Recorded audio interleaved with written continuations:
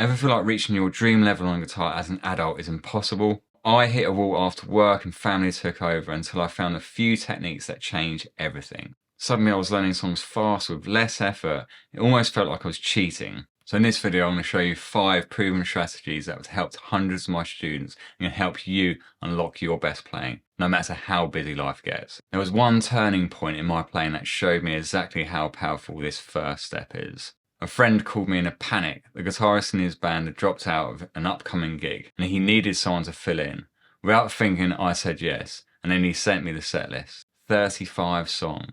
I knew maybe 15. With just 9 days until the gig, I had no choice but to get laser focus. I quickly created a plan, colour coding each track based on my confidence level. I made cheat sheets and squeezed practice into every spare moment.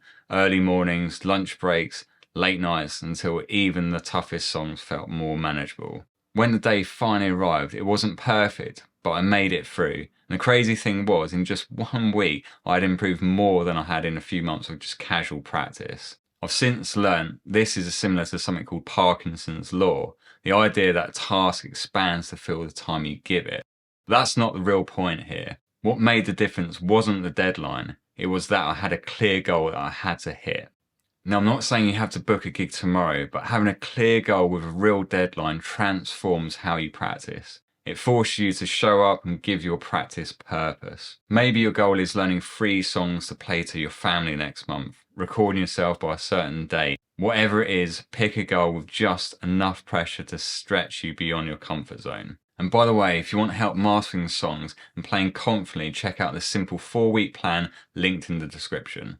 Having a clear goal is powerful, but it won't help you much if your goal is vague or way beyond your current skill level. And that's why this next step goes hand in hand with defining your goal. I learned this lesson when I first started weight training. The most effective exercises are compound movements, things like squats, deadlifts or bench presses that hit multiple muscle groups at the same time. These exercises save time and build strength far more efficiently than isolated movements. And we can apply this exact same logic to guitar practice. For an example, a beginner-friendly song for an indie music fan would be something like Importance of Being Idle by Oasis. This is perfect as it works on triplet rhythms, open chords, swung fills, staccato, bending in tune, single note picking, which are all compound exercises for your guitar playing. And if you want more of a detailed list, I've linked a link in the description. The beauty of prioritizing songs built around fundamental skills is that you create a rock solid foundation. From here, you can steadily level up and adding songs with slightly higher difficulty like faster tempos,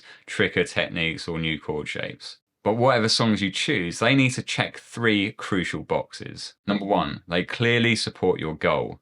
2, they're songs you generally enjoy playing. Number 3, they're prioritizing new skills. Because if you're practicing something just because you think you should, but you're not excited by it, you're far less likely to stick with it. Before we look at how to maximize your practice time in point 4, I need to talk you through this next point, because if you don't do this, everything else will be a waste of time.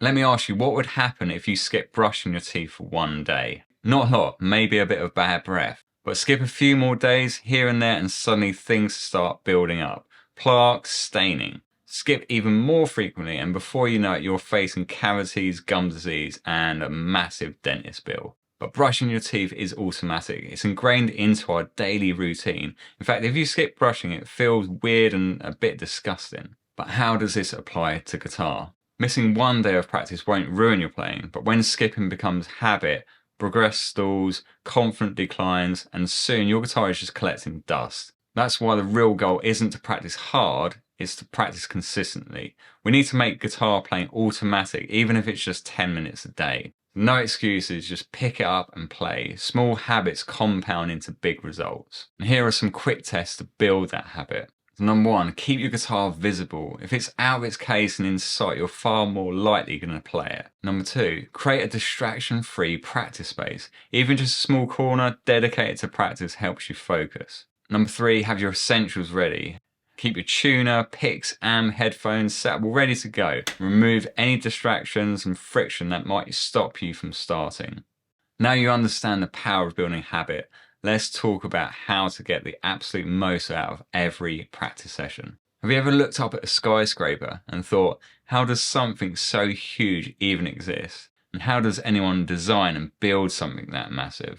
Maybe it's just me, but thinking about that can feel really overwhelming. And honestly, that's exactly how learning guitar can feel. Like there's just too much to take on. But here's a secret. A skyscraper isn't built all at once. It's built one section at a time, piece by piece. And your guitar playing works exactly the same way. Every practice session should have one small, clear goal. If your overall goal is to learn a song, break it down into manageable parts. Learn the chords, nail the strumming pattern, master the riff or master the solo, and understanding the song structure. Let's talk about how to maximize each part of your guitar session. So if you're learning chords, pick each note individually, make sure they're ringing through clearly. Use flashcards to test your memory, chord diagrams on one side and chord names on the other.